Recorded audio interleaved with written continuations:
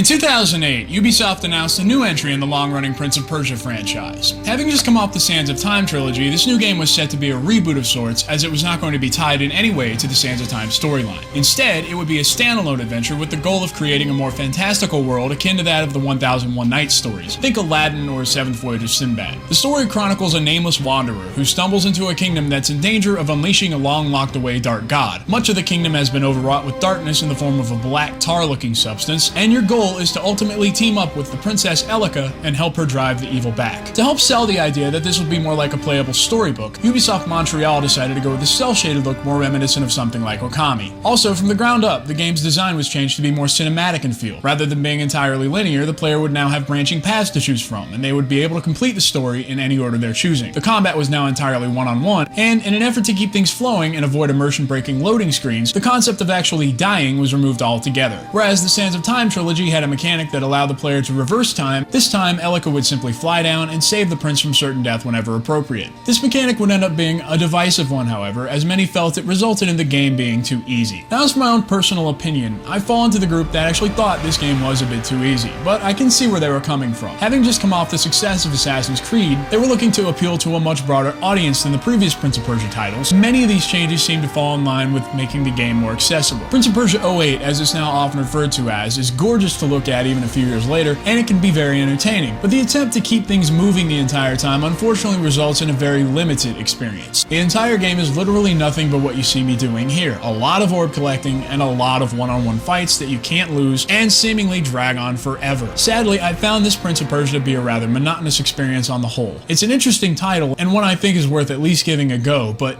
I feel that it could and should have been a lot more. C+.